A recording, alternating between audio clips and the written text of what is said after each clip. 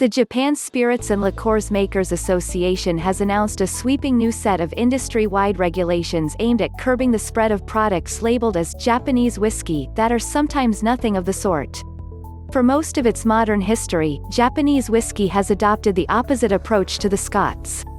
Where the latter has some of the strictest laws in the world about what is allowed to be called Scotch whiskey, Japanese whiskey makers haven't had significant regulations on the matter in place until now.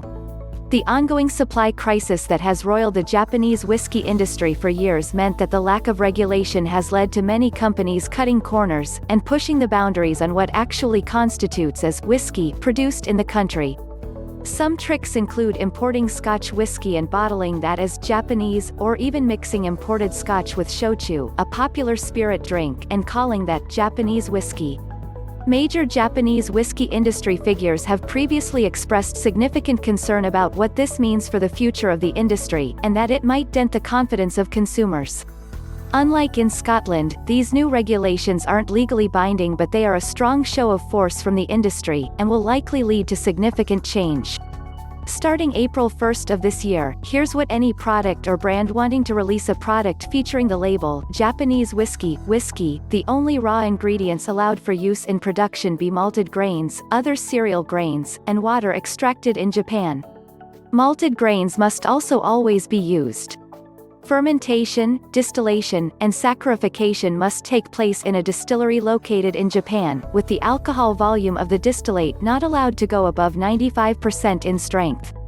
Wood casks with a maximum capacity of 700 liters must be used for the maturation of the distilled product, and have to be matured in Japan for a minimum of 3 years.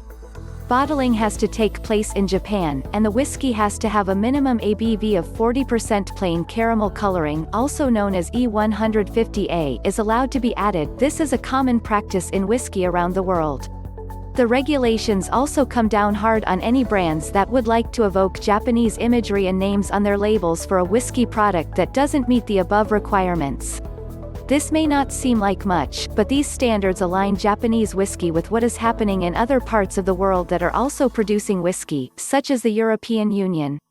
It will also cause a headache for the people behind the many Japanese whiskey products sold around the world that certainly fail to meet these seemingly simple criteria.